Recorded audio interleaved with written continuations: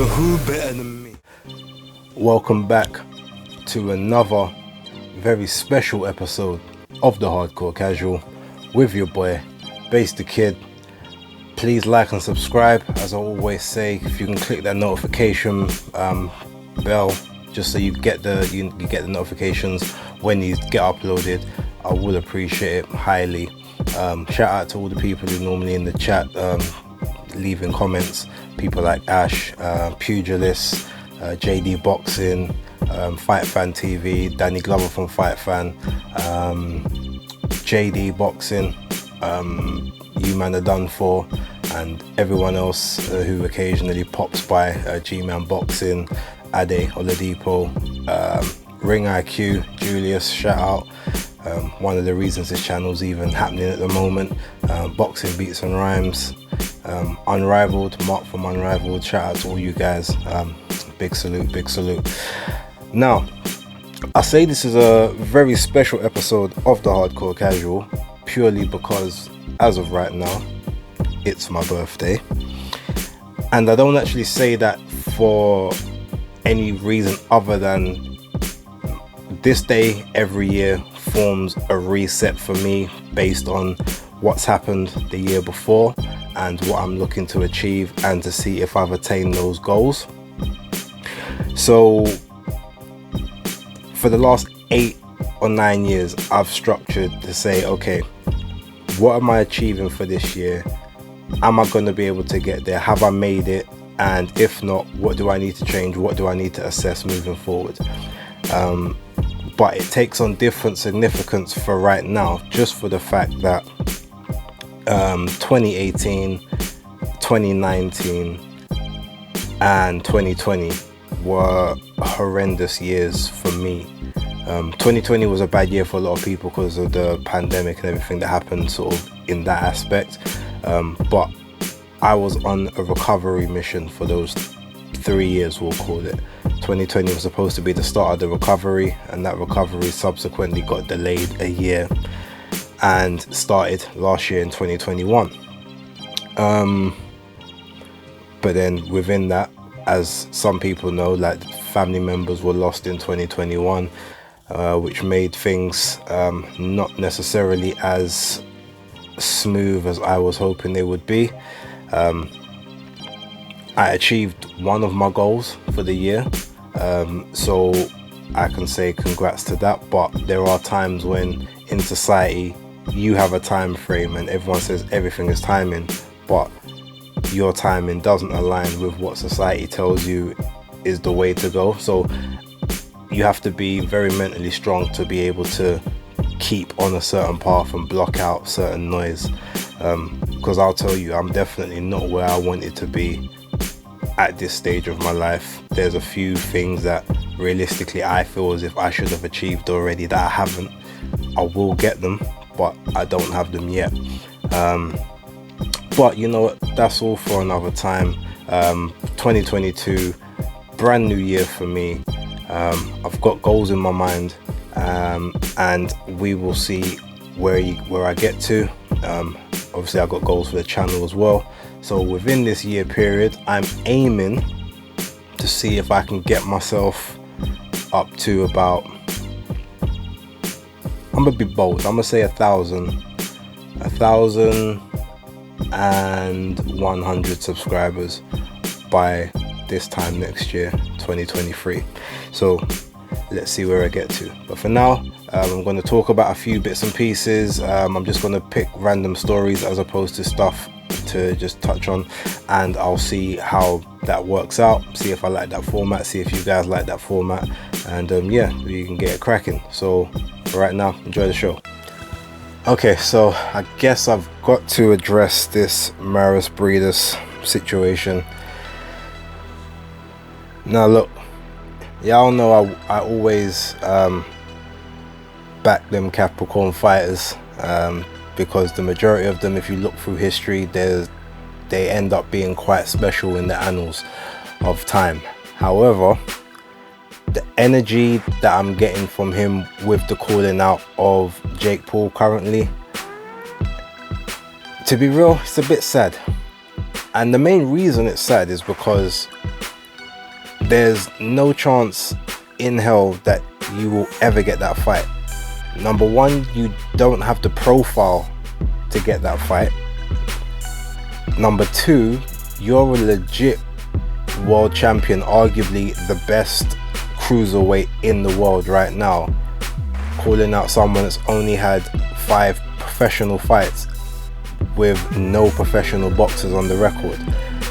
So it would be a mismatch of epic proportions anyway. No one will take that fight serious. And then just outside of that, it's just cringe what I'm seeing at the minute. I can't defend it. Like, I don't know if it's real, but he had a tattoo put on his thigh saying Jake's bad karma. When I say I don't know if it's real, as in I don't know if it's a permanent tattoo or if it's just something he did for a video and he's trying to troll or something like that. I don't know. But I mean, look, I can't defend it. When I know that you can't fight Okoli next anyway, because Okoli's got Sislak, and then after that I believe they are looking to do the unification with the winner of Arslan Gulamarian and Alexei Egorov. So I get it that you're finding things to do in the meantime, but if I was you, I would concentrate on your mandatory, because Jai Opetayo, yeah, he might be sort of a bit green, but he's hungry and he's definitely coming to take your head if he can. You need to focus on that. And outside of that, realistically, like, I feel as if you need to stay sharp and stay active anyway, just because as we're getting older, like, things start slowing down, reactions, timing, movement, everything slows down. Even though you've got a pretty good style that doesn't require or is not predicated on being the quickest or like the most fleet of foot or whatever, like, these are kind of the attributes that you still need when, you know, the punches hurt just as hard as they do at the heavyweight division, but you've got the speed of like the light heavies.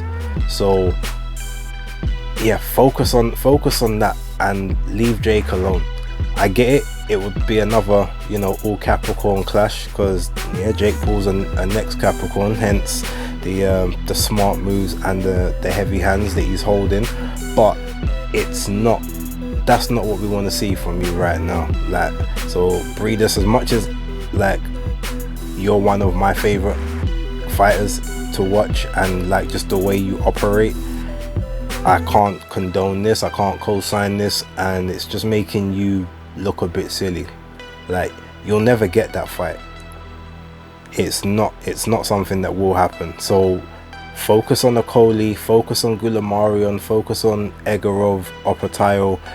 Like, leave the Jake Paul, like, do the Jake Paul thing once you've cleaned up and you're on the cusp of retirement, or you just retire and say, I'll fight you now as a retired former boxer or something. And if you go that route, then go that route after your boxing career is done. Right now you still got more legacy and legend to make for yourself.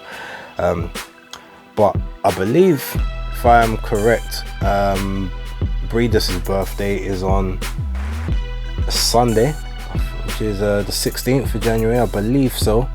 I could be wrong, but I do believe that is his birthday. So if that's the case, happy birthday to you, like what I did there. Less of the Jake Paul calling out, more of the Okoli work, more of the Opetayo, the Gulamarian, Egorov, Makabu. Like, even that one, get that unification. If Canelo doesn't take that fight, let's build that up. I mean, I'd respect more if he was calling out Canelo at this point, bearing in mind that chances are he could very well win that WBC title if he decides to take the Makabu fight.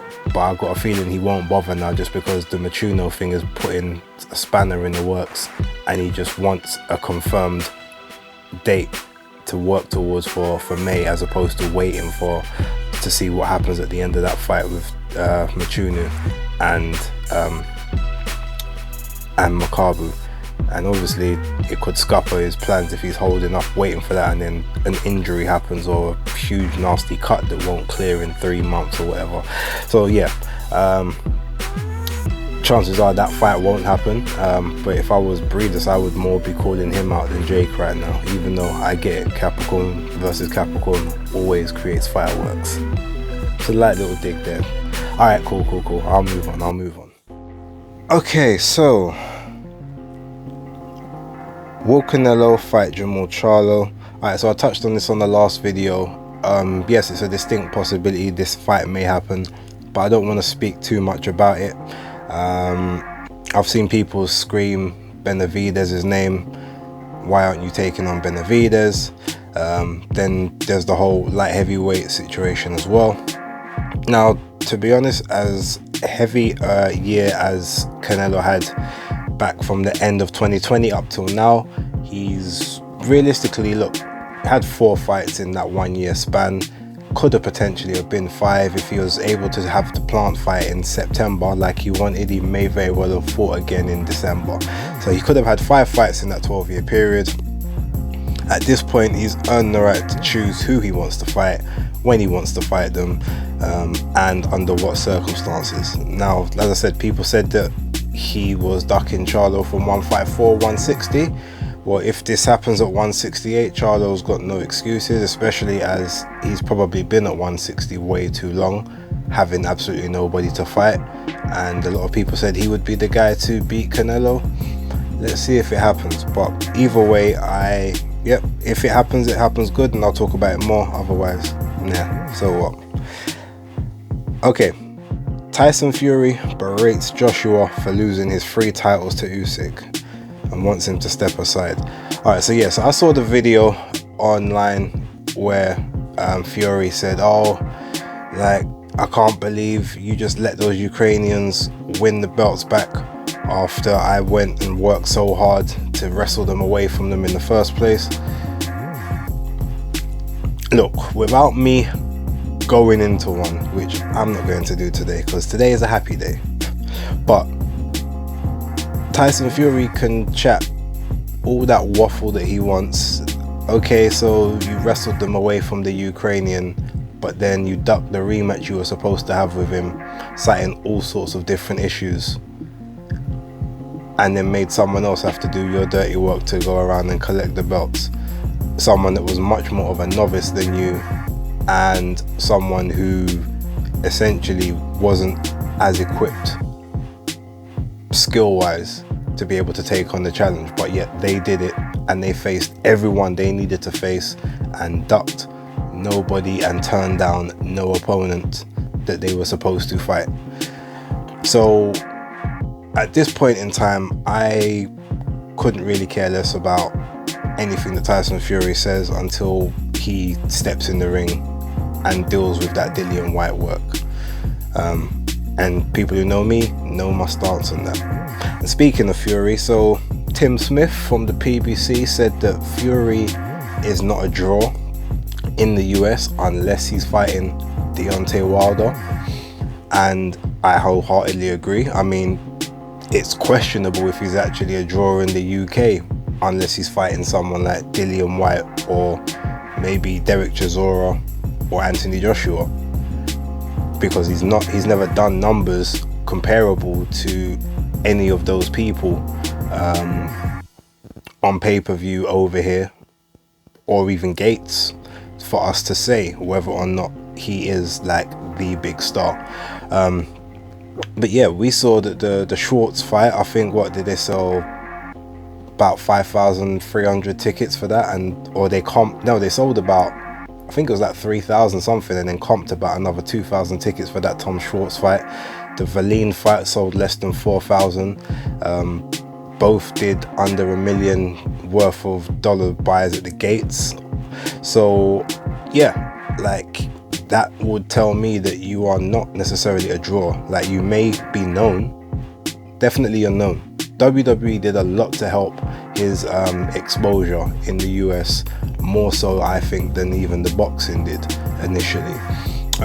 But yeah, outside of that, I agree with Tim Smith on that one particular point. But yeah, he's Fury. Like I said, I'm not interested until such a time as he starts dealing with the necessary work, rather than trying to duck and dodge and bob and weave his way around hard opponents looking for nothing but the big money fights, especially as you don't care about money, right? Fighting, man, belts mean nothing, money means nothing. It's about fighting the best. Well, thus far the resume doesn't suggest that is actually what you're about. Let's keep it moving. Conor Benn, I want Adrian Broner, Mikey Garcia, Danny Garcia. All very safe options, to be honest, and all would be pretty big fights for him profile wise.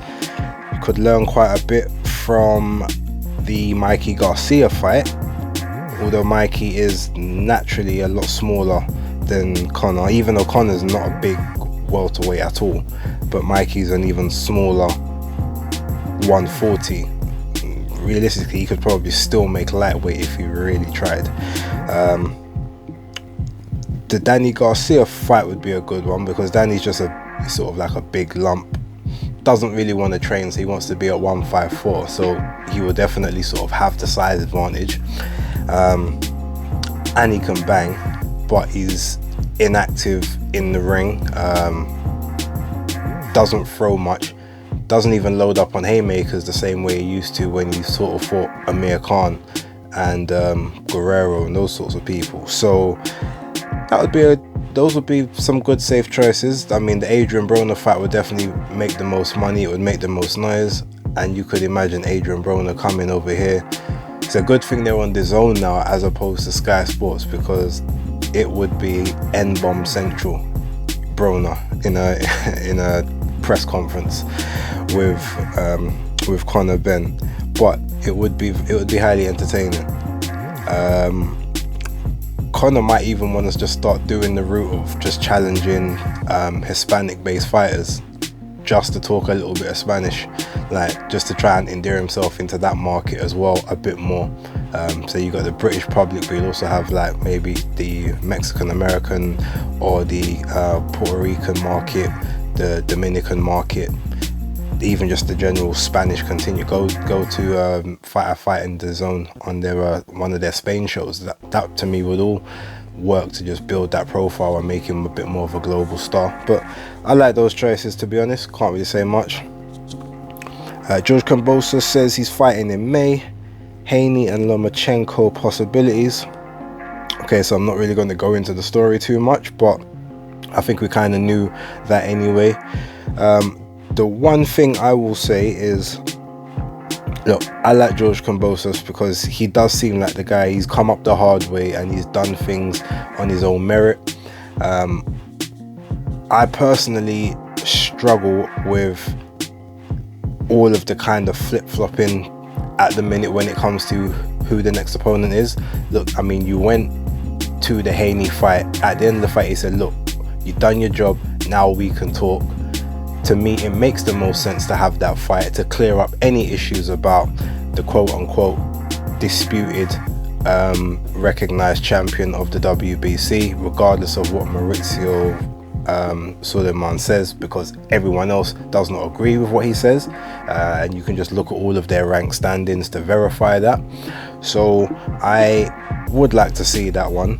But if he picks Lomachenko, again, that to me is a great fight. If he just wants to have a homecoming fight and then does another fight in the summer or like September, October, again, all of this is cool. I just want you to announce it. Like, let's just hurry up and get it underway. And we know that chances are it's going to be in Australia, provided they don't have a big lockdown situation like they had last time, with people not being able to get in and out of the country. Just like, let's just get it sorted. Let's get something down so that we know exactly what is going on. That's pretty much how I see that. And yeah, but overall, I guess I give him an extra few weeks grace before sort of I really say anything major about that. But yeah, he needs to just commit to someone, and the money's gonna come. Stick with the Zone, and there's a reason I say that, and I'll address that shortly. Rolly Romero has been cleared of all the allegations that he had with the sort of the sexual offences against, I think it was 5 women that came out with very similar stories. I'm not going to touch on whether he's innocent or guilty, or whether they were chatting shit, but what we can say is he's clear now of the charges, so he can resume his career. So guaranteed, next fight is going to be Tank Davis against Rolly Romero. It's going to be the rescheduled bout from December time, and it's going to be a pay-per-view in the US, which also means it will end up being a pay-per-view in the UK, because it's going to be on Fight TV for $12.99 or something along those lines. Very sure of that one. Again, if this happens, I believe, even with the build-up that there could have in the, sort of in the lead up to the fight, no pun intended, but I can see it will tank on pay-per-view just the same as the Isaac Cruz fight does, or did, I should say. And then you're gonna have Leonard Ellerby trying to run huge damage control like he did last time, because his exact quote was, and let me not say exact, I don't remember the exact words, but he said, well, no one don't care about who the opponent is because Tank's the start, Tank's the draw. Well, that draw did what, 65,000 against Isaac Cruz? Was it 65? Something along those lines, 55,000. So if Tank is the star and the draw, then that's his star power. Now, yeah, Isaac Cruz was a last minute replacement, but Isaac Cruz was also a Hispanic fighter who conformed to the formula of, the African American / black versus Hispanic fighter that always seems to garner the most amount of attention. So even as a last minute replacement, you would think that, again, the Mexican American fans, even the Puerto Rican, the Cubans, the Dominicans, the Ecuadorians, all those people would possibly come through to support their Hispanic guy in pursuit of beating the black guy, and it didn't happen. Now, Rolly Romero has no huge fan base of his own. Clearly, yeah, Tank seems to do good numbers on the doors, but his audience aren't really a boxing audience. So when it comes to the pay-per-views, they might go out to the shows, but are they buying the fights? On the last evidence, clearly not. But yeah, it's going to be a pay-per-view. It'll be another one that I do not purchase, because I am not in the business of pissing away money for fights I didn't ask for. Trust me, I have a habit of pissing away money on the wrong things. That is a flaw of mine. It's a flaw that I've gotten a lot better with over the years, but I know when I am making a stand on something, or I am holding myself to a certain set of principles, I generally will not waver from those principles. And this will be another time I am not purchasing something I didn't ask for. So when he fights one of the lightweights that I want to see him in the ring with, or one of the super lightweights, then he can have my money gladly. Outside of that, I won't watch the fight live. I'm not going to bother to find the stream. I might find a link to the fight the day after and speak about it then, just like I did this one. And yeah, I've no interest in that, but at least Rolly can get on with his career. So respect to him with an asterisk next to it. Right, Keith Thurman. I've been caged up. February 5th, the gates open. Next. Let's see. David Benavidez. Canelo must vacate his 168-pound title if he's not going to fight at super middleweight. Well, doesn't have to vacate it, because if anything, the WBC can simply strip him of it. But he won the belt. He's defended it, which, if I'm correct, is Okay, no, on the second time, that's more than Benavidez did. He's had a defense of the title previously, I am sure, but look, Benavidez, at the end of the day, he's not going to be at 168 much longer. Even if he can make the weight one last time, he's not going to be effective. Like, he of all people needs to move up. Trying to make 168, you can see it in his body frame. It's like, it does not do him any service, and he's barely making it now. In fact, to be honest, he hasn't made it in the last 2 years. So him talking about that title is long. I think the only reason he might try and boil himself down to that 168 is to have a Charlo fight, if Charlo gets beat by Canelo, for a vacant 168 WBC title or something along those lines. But he needs to just go up to 175 and see what he can do in that division, because 168 is not doing him any favors. Let's see. Jose Pedraza and Jose Ramirez fight postponed until March the 4th. Didn't actually realize that I did remember hearing something about a fight. I didn't know when it was supposed to be, but it looks like it was supposed to be the 5th of Feb. Okay, but Pedraza's ill and they need to postpone it a month. Okay, cool. Alright, Conor Benn to fight Robert Guerrero or Maurice Hooker next, says Eddie Hearn. Okay, now Robert Guerrero, no, but Maurice Hooker, if that is the case, I'm actually here for that. I mean, Hooker gave Ortiz Jr. a very good fight until he popped his wrist. Former world champion, and he's not a guy at the end of his career. Even if he were to lose, that would be a very credible opponent, as he's someone that is still fresh, still fairly young in the game, I like that fight a lot. So I know he said he wants Broner, Mikey and Danny Garcia, which are all good shouts, but if I was to see Conor Benn take on Maurice Hooker, yeah, I will definitely tune into that one.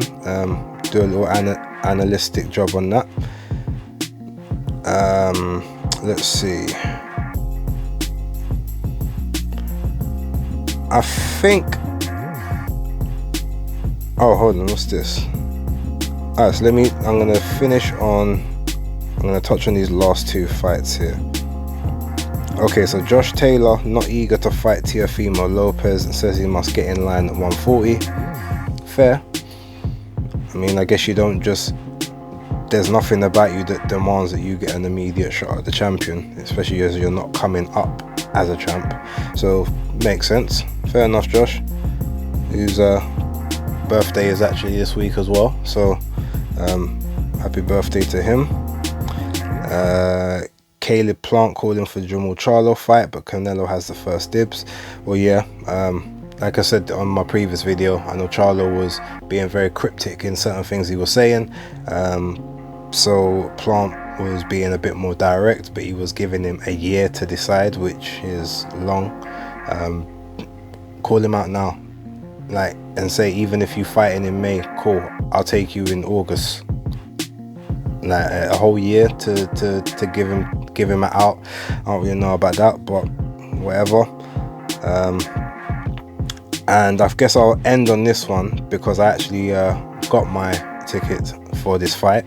Eddie Hearn says Danny Jacobs' career ends if he loses to John Ryder.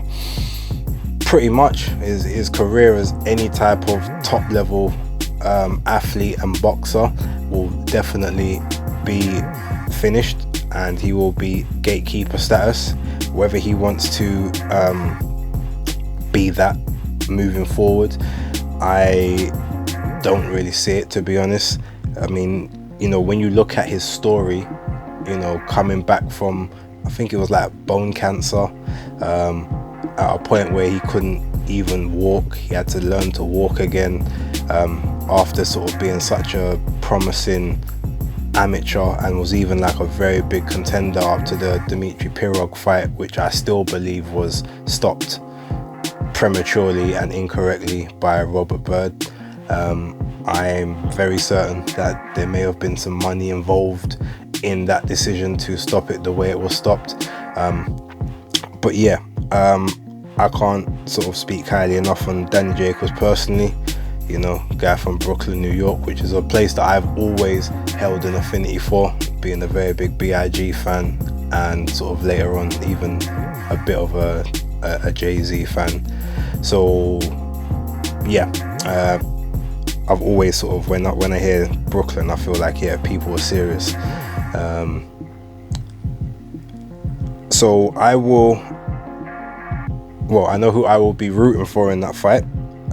I get to see it live, which is what I want. So hopefully I can do some. I might be able to do some behind the scenes stuff there to see. I may speak and get some accreditations and see what I can make happen while I am there.